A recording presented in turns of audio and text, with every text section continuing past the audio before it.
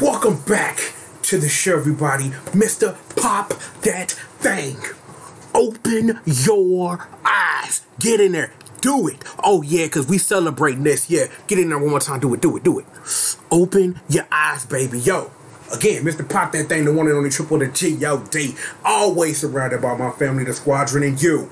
Yes, you live right with us, right here on Team GRF TV. And yo, we back with part 2 for this special episode of the Savage Era, as we have night 2 for Wrestle Kingdom number 14. And yeah, baby, open them both. Yes, indeed. Naito 2 belts. Hell yeah, my boy did it. I had to get that out front. Like, before anything, I just had to, because I'm like, yo, we gonna talk about that. We gonna talk about that for sure, because there is a lot to dissect from Naito Okada. There's a lot we got to get to, but there are things that we need to take care of. I want a moment of silence. Everybody just shush, all right?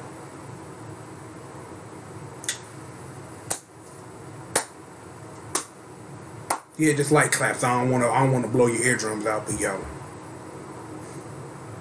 one hell of a final showing for the legend Jushin Thunder Liger in a losing effort, with that boy Hiromu Takahashi getting that pin, baby.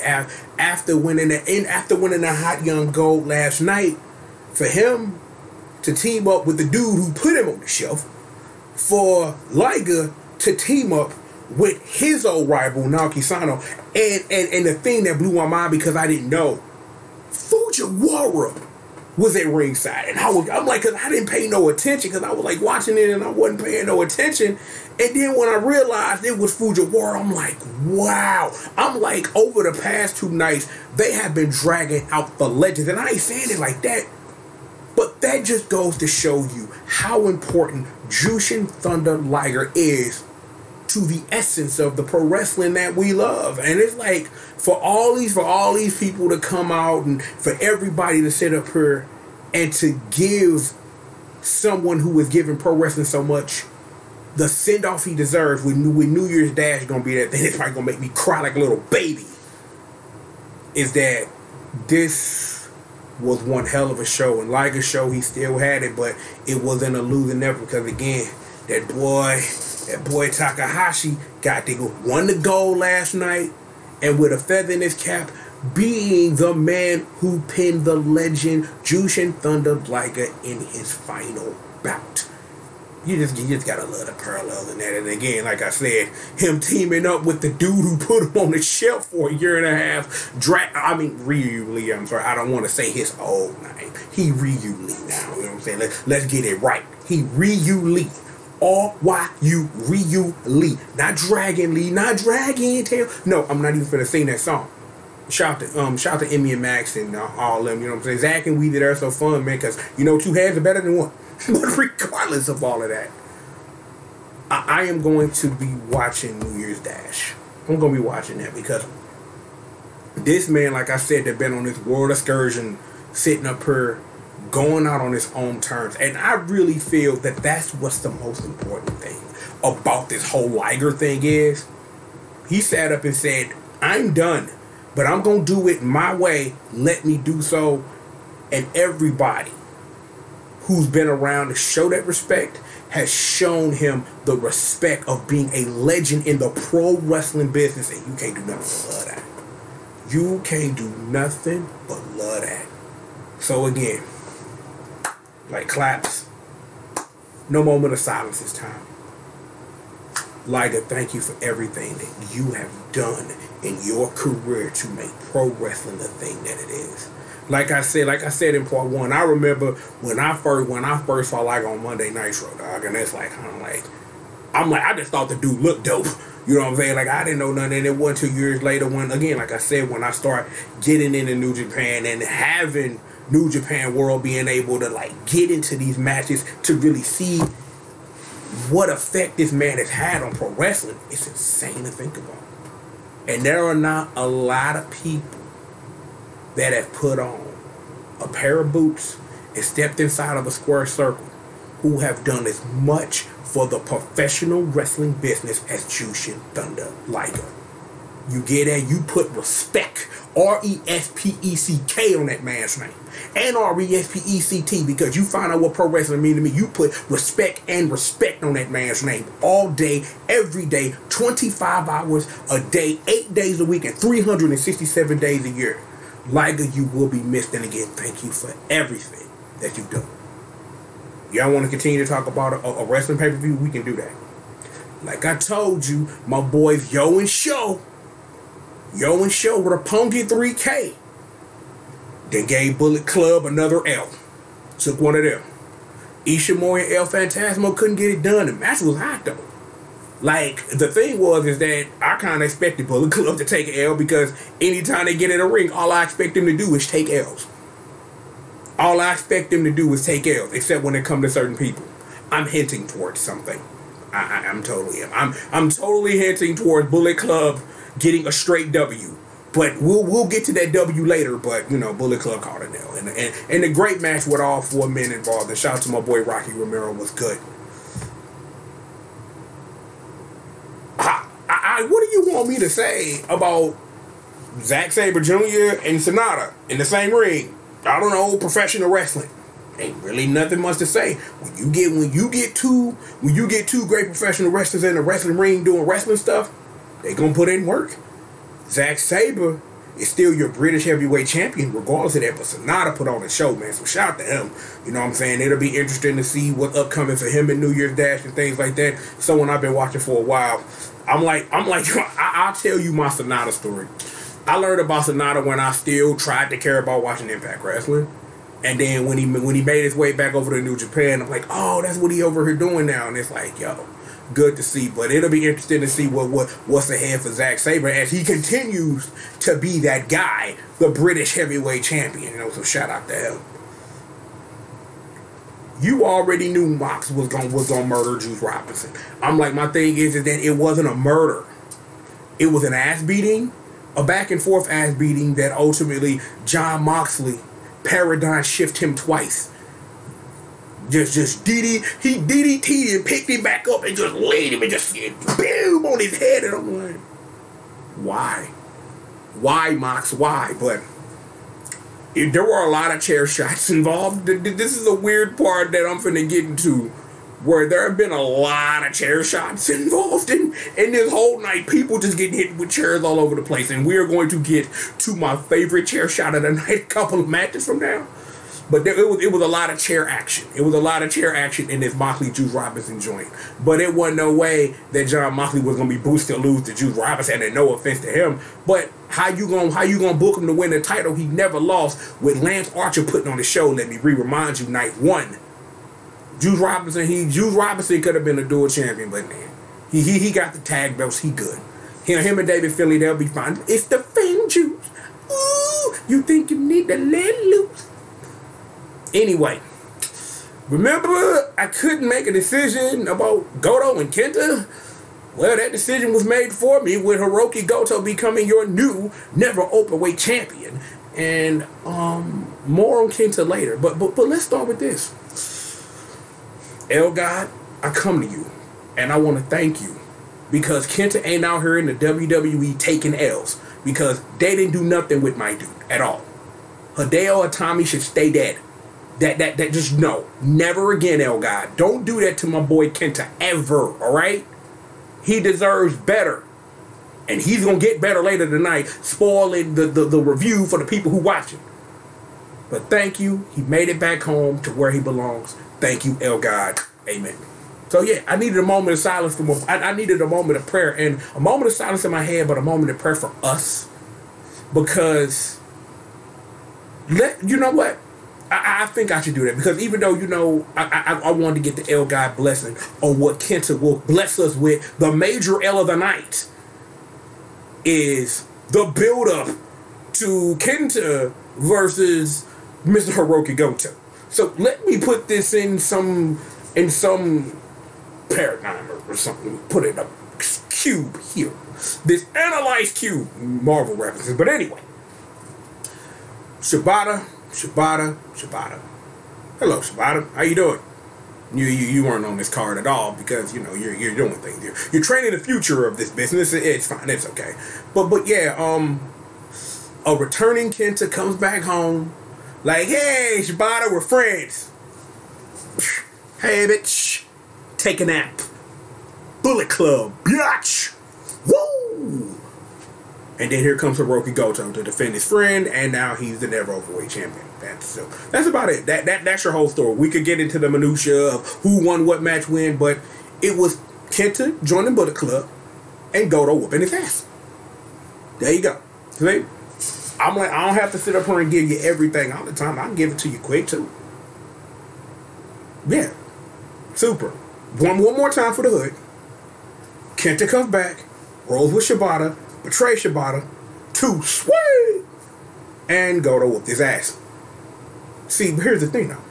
I wouldn't sit up here and just say whoop his ass, whoop his ass. No. This match was a slugfest, but when you get Kenta and Goto in the same ring, are you expecting, like, you know, let's have a let me put you in a chin lock? No. No, you finna, like, y'all fighting for the Never Openweight Championship. You thought you was finna see a wrestling match? Please, you funny. You thought you was finna watch that match and thought you was finna get a wrestling match out of these two? No. They gave you exactly what you came to see. It was a knockout slugfest. But even thinking about, because we had to sit up here and thank El Guy for bringing Kenta home where he belongs, is that we're not done with him yet. We're not done with him.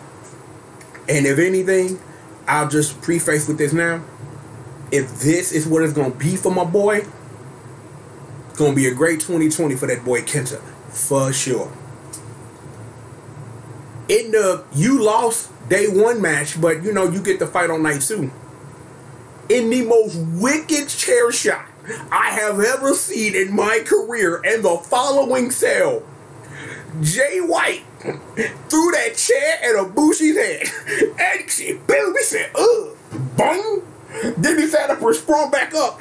Goto said, and I was like, damn, really? Seriously? No bullshit? So, one more time, because I'm like, the one thing I want to do against a physical comedy to tell you, like, how dumb this was. Jay White just said, wow. Ibushi just said, bloop. It was like, finish him. Mop. For that match was dope as hell. But you got the Switchblade, the leader of the book club, getting the W for the squad, and shout out to Gedo, you know what I'm saying, one of the greatest. With Kota Ibushi, who, if there was not a second night, and I will repeat this for the hood, if there was not a second night of Wrestle Kingdom, he would be the IWGP heavyweight champion of the world right now, because that's how you would have booked this. It's like, again, that's what I believe, that if this was just one night Wrestle Kingdom, we trying to shock the world, Ibushi would have beat Okada. It is what I believe in my heart, okay, right here, okay, that's what I believe that the booking would have been at. But no, you just took the most wicked chair shot of 2020, and we only 5 days in the month. Finish him. Bing. I'm just like, you do not know how many times I rewound that. He threw that thing like a missile at that man's head with the extra spit of disrespect. Just like, put some disrespect on this. Wow, blow. And I'm just like, New Japan, why would you do this? Why? Just no, but yes, but no, but yeah, just throw a chair at a man's head. Bing. Man, that need to be a reaction gift or something. Like, I don't know what reaction you would be to a man hitting another man with chair and brain for then older fat man to steal this same dude in the mouth. Just, and I'm just like, no, totally not. Match was hot, but that chair shot though. I'm like, that could be that's the second greatest moment of the night, other than, you know, opening your eyes, and we'll talk about that in a minute. But that chair shot was dumb. Oh, that reminds me, we need to rewind 2 matches, because I was so hype about talking about how Juice Robinson took this massive L from the current U.S. champion. Is something very important happened at the end of Mox and Robinson. Everybody's favorite hero, leader of Suzuki-gun, Minoru Suzuki, walks out there and tombstone power drop Jon Moxley. Yes, yes, please, hell yeah. See, because I'm gonna take you back to another episode of the Savage Era. I remember Double or Nothing when Jon Moxley came out and hit the paradigm shift on my boy Kenneth Omegas, and I was like, this is money. And it paid off. And when they finally got it in, at All In, it was money. No, actually it was Full Gear, not All In. All In was supposed to be Full Gear is where it happened. I had no idea until the moment Minoru Suzuki just showed up out of fucking nowhere that I want to see Minoru Suzuki and Jon Moxley have a wrestling match. I sit here and this makes me happy. Y'all giving me stuff I had no idea I wanted. Suzuki Moxley. Oh my God. If you've never watched a Minoru Suzuki match, you probably should. Just to give you a clue, that man's a psycho. Like, in not the nice way you tell another man he's a psychopath.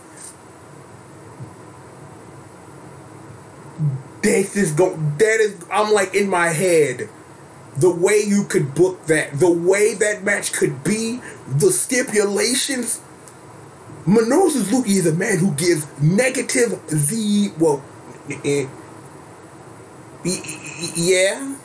negative 0. Yeah, because it's negative Z. Well, we'll do it. So it'll be yeah, for this. No, wait, yeah. Better. Well, it's some way. Negative 0 fucks. That's what I was looking for. Yeah. You got old man who gives 0 fucks. Jon Moxley, who's never gave a fuck. And they're going to have a wrestling match. And I'm like, fuck yeah, do that shit. Because, yes, please. Yes. Yes, please. Super totally do that. Okay, moving on. You know, talking about from somebody who signed All Elite to our precursor to our main event of the evening. Le Champion versus the Ace. And I didn't expect what it was that I saw, but I love what I saw.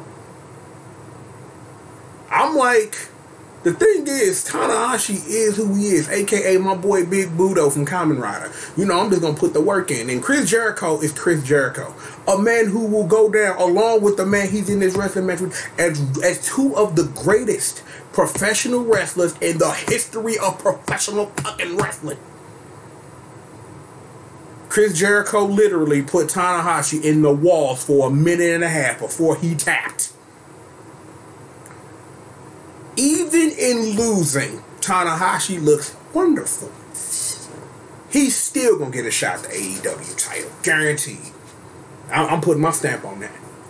That even though they thought that the subject was closed, nah, it's an open book. Tanahashi ain't got nothing to do. He given how this night ended, before it ended in the way that it ended, Tanahashi ain't got nothing to do. So yeah, he can just sneak up on Chris Jericho one night like, yo, I got the Lexicon LA champion. Oh shit, it's Doe. Click. You know what's gonna happen. Party like a rock star. Totally, dude. But yeah.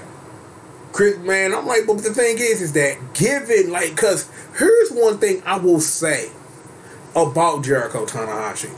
I appreciated the build because you, given what Jericho has been in New Japan, you never really thought that those streams would cross. You thought it's like, in my head, it's not like no dream match scenario or anything, but I really didn't think that given that Tanahashi has done everything one man can do in the professional wrestling business as Hiroshi Tanahashi has done, you know what? Yeah, get him in there with Chris Jericho. Do that. Super totally. Because again, Tanahashi was on the second night, and even given Tanahashi do what he do, his match right before the main event. So that tells you what kind of star and how important to New Japan Hiroshi Tanahashi is. That a match that would possibly lead into a title match is your legally precursor to your main event for this unprecedented thing we're doing. Tanahashi going right before him. That should say everything. That's again not to slight one of the who gonna go down as one of the greatest in Chris Jericho in any way that his drawing power or anything like that. No. But for real, if you think this is over, totally not. You think this is over? Hell no. You think that it ain't gonna be no AEW versus New Japan stuff? You're wrong. It would not surprise me that with that All Elite Wrestling game that they make it, they're gonna have New Japan moves in it. I would love for that to be what it is, where it's kind of like the old virtual pro wrestling games and stuff, where in the WCW games where they had people from all sorts of places. That'd be dope. So maybe that's opening up for the true thing, to get New Japan versus All Elite and all these other people who ain't got games, and get them in there, get them Stardom girls in there, do it. Just work. You feel me? Oh, that Stardom thing was a hint to stuff coming soon on the channel, sooner than you think. I'm waiting. Let me get in there. Open your eyes, baby. Do it. Tetsuya Naito, for the second time in his career, is your IWGP Heavyweight Champion, wearing both the golds now. Destino, baby. I want to talk about this match. Real talk. I want to, because I need y'all to hear where I'm coming from on this, for real. Number one, I said in the previous video, I knew this was Naito's time, and I'll tell you why. When they were setting up Double Go Dash, Okada like, what the fuck is an intercontinental title to me? The king of pro wrestling. Why I want this with crap, whatever. Like win your little mini titles. I don't care. You just gonna get in this ring and get one of these. Rainmaker. The end. Even given that, but Okada been on that streak since he won the title back in June. So it's like none of that build up to Double Go Dash was surprising. That Okada don't fucking care. That his character don't care about small potatoes. When you the king, why should you? Wonderful, wonderful, at least in that. Because the thing with that, and also Naito with this chip on his shoulder, to a lot of illusions in the match, psychology-wise, of how multiple times in the Tokyo Dome in general, Tetsuya Naito has come up short and not been able to win the big one. He ain't got that problem no more. The thing was, I expected a result and got it. I expected a lot of the wrestling that would happen. And in that, I'm glad it didn't happen the way that I thought it was going to play out. Their match was a psychological war being fought on multiple fronts, and some of those fronts don't even have to do with the two men in the ring. A lot of that stuff was portrayed as Naito in his own head, and Okada with a big giant head because he's earned the right to have a big giant head because he's Kazuchika Okada. And all of that played into it. Like, I love this mean streak of Okada. That part where he sat up here and moved all that stuff off the one on that table and dropped Naito's knee on it, I sat up here was like, damn, really? Like, I knew Okada had it in him, but today's damn, and it's just like, I love the psychology of those little moments. When towards the end of the match when Naito went for the starter's drop. And it was kind of like, oh no, it's Wrestle Kingdom 12 all over again, Naito, please. But he landed it and Okada still kicked out. Like, they went in there, guns blazing, nukes dropping. This is not a wrestling match. This is a war for history. And it showed, because one of the things that I appreciated about the psychology was you had Naito, like I said earlier, in his own head, psychology for the match that we're trying to put on, of it being that he wrestling like, it's like, now I don't want to use the word reckless, but I want to use the word, I think I got a better word for that. Naito was in that ring wrestling with urgency. That's the word I like. I like the word urgency. Not saying that Okada didn't have any wherewithal, that he was in a title match where his title was on the line. No, because Okada do what Okada do. But this match, like, for the story you're telling, for the characters that are involved, again, this meant a lot more to Naito to do it and get the job done than it would have been for Okada to be like, I got two.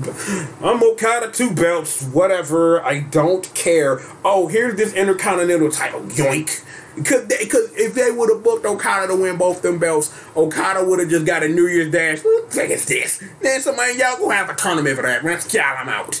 Because that's the Kazuchika Okada of right now. I am so happy my boy won that big one. He deserved it.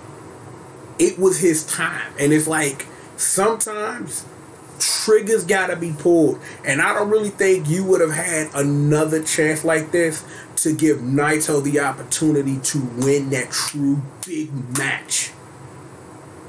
That this is like, the thing was, it was a great match, not the best match that either one of these gentlemen have ever been in their careers. But for the legacy of Tetsuya Naito, this is probably the biggest moment of his career. Winning both of those belts and making history. And history is wonderful.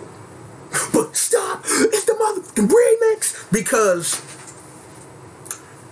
too sweet! You got Naito sitting up here, open them eyes, Destino! Here comes motherfucking Kenta.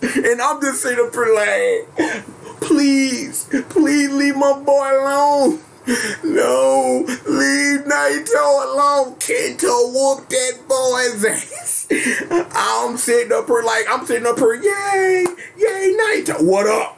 And I'm sitting up here like, yes. Yeah, because see, when Kenta lost to Goto earlier, it was kind of like, I ain't think nothing of it. I really thought that it was just the beginning and the end of, this whole Goto-Kenta beef over Shibata, and that just was what it was. No, this was the setup for Kenta to get in there and put himself square in the real title picture. And I'm not sitting up here saying that, winning the never open weight title isn't important, but for a star like Kenta, being right there in the mix with Naito, who is Naito 2 belts, it's a wonderful thing. But now that we ended the night with Kenta whooping a man's ass, Bushi had to come out there and come get his boy, because Kenta laid that ass out. Literally sat up for with them. No, sir. Nope. You got laid out. You just got knocked the fuck out, man. Give me my title back. I'm just sitting up like, damn, Kenta, you were going. So this puts a whole lot of things in motion right now. I watched before I turned the video on, I watched the afterthoughts of Okada. He's kind of pissed off a little bit that he lost to Naito in a match that he should have won. But see, the thing is, I really think that technically, let's just be for real, given that the way that the match was, because I technically watched the match twice because of the point that I'm about to make now, because this is what I wanted to know and understand. Okada was booked as the heel in this match. And it wasn't his fault that the booking was what it was, but those fans love them some Naito. They totally do.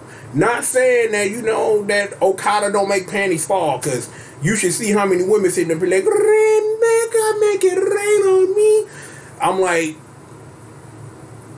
I'm going to say this. I remember that time that lady held that sign about Roman Reigns hitting it from the back, and I was like, bitch, is thirsty as a motherfucker. Why, bitch? Why would you do that? But regardless of that, regardless though, you gotta wonder like where we are. Given that Minoru Suzuki just tombstone power driver John Moxley, you gotta wonder how long it's gonna be before he gets the title match. Jay White actually winning the match against Kota Ibushi after click. Here's the pitch. One of these. You gotta wonder what that means for the Golden Star Kota Ibushi. You gotta wonder. Because technically, you got bumped really hard with a chair and an old man hit you in the monkey face. So you really gotta wonder what's immediately for you. If Naito wins, and he does, for Kenta to get in there and whoop this ass, what does this immediately mean for Bullet Club? Because you got one member of Bullet Club who you assume, because he is now the third place finisher in this, of when he's going to possibly get a shot at Naito, versus your boy who ran in there after the match and laid this man out, of wondering like, if anything, is that going to affect Bullet Club and they L taking ways or what? I don't know. I don't know. I would love to see Kenta make Naito go to sleep. Go to sleep, club, bitch. Go to sleep, club. Bow. Me. But hey, it is what it is. And that, ladies and gentlemen, is Wrestle Kingdom 14, live from the Tokyo Dome. One hell of a pay-per-view. I'm glad it is indeed the one time a year I give myself to express my love for New Japan. And now I can go back in my hidey hole and go watch Liger retire and watch a whole year of wrestling until we get a chance to do this again. And no, if you ask me, I'm not going to come back out for anything else. Unless there's some reason why I got to, you'll see me next year. And we'll talk about Wrestle Kingdom 15. I've been thinking about covering the G1 Climax. I wanted to do that this year, but because it took me 3 weeks to watch the G1 Climax. And I'm talking about after it was over. Literally, I got so busy and wanted to watch the G1 Climax. I had to go to New Japan World to sit up here and like watch these matches. And it's just like, well, at this juncture, ain't nobody talking about this because of things. And it's like by the time I got done with the G1, it was the road to Tokyo Dome. And it was kind of like, damn, okay. But, you know, we'll be back here next year, man, for no more New Japan. You know what I'm saying? I usually got the WWE stuff and AEW and things of that nature, so I have that. But I'm going to start covering... I want to start covering New Japan more often. I do. But I just got to find the right time, because the thing is like, I love that Wrestle Kingdom every year for me is the culmination of a year of wrestling I've been watching. And for me to, like, celebrate that in just, like, one big thing, to sit up here and like talk about like the little things that I've learned about the wrestlers this year and their storylines and stuff like that. I feel that's great, so it don't get too great and old, so I don't feel obligated to do it, because I don't want to have to. It's just put it this way. I want to keep New Japan stuff to myself and keep it for me and only do this once a year so that I don't ruin the thing that I love. There you go. Oh no, I'll take care of it. Don't worry about it. I was like wondering what was going on. Chocolate Bear fell behind Sonic, but nah, I'll deal with that later. But look, plenty of more show for you, so please sit back, relax, and stay tuned. Mr. Pop That Thing, that's me. I'm also Mr. CRACKCOCINE, hashtag entertainment's #1 dope man. Boom.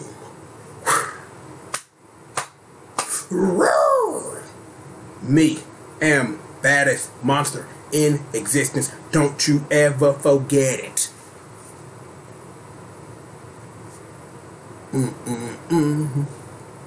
Ever. Don't ever forget it. Oh, where am I in this outfit? Oh! Always holding down my 6. Too sweet me, bro. Squish murder in the squadron, the congregation, may they be praised. And of course, the Lady of Rage, the Ladies of Rage who will bring you this heat. Janine, Betsy, Magdalene, and of course, Marceline, aka Miss Marcy, holding down your unos, doses, tres, and cuatros, baby. Holding it down. Look. Hit the subscribe button if you ain't subscribed. Hit that bell to know when that crack coming out. Thumbs up if you like what I had to say. Thumbs down if you don't. Leave a comment below if you got something to say. Below you immediately is all the information you need to get at me off world. So if you have any questions, things like that, or whatever, you can find me on my many social media links. Please do so. And of course, if you want to support the show with your cash money, you can do so via the PayPal link below, or you can join my payment, my partner in Ryan Obama, and my boy Young Money Bastard, my boy Drew over there on the Patreon, making it rain on me every month, man. And I appreciate the love, fellas, always. Once more, sit back, relax, and stay tuned. We have got plenty of more show for you. We do. Plenty of more show. And we've got it right after these commercial messages.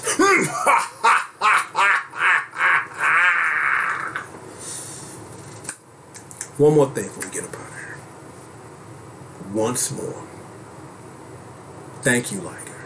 Thank you so much for all that you have done and inspired for every pro wrestling fan who knows what you have done. And even if they don't know you, they should be thankful for you, your accomplishments, and everything that you've done to make pro wrestling the sport that it is today.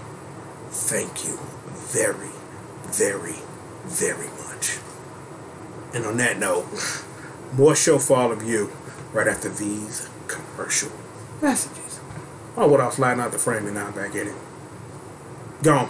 More show right after this.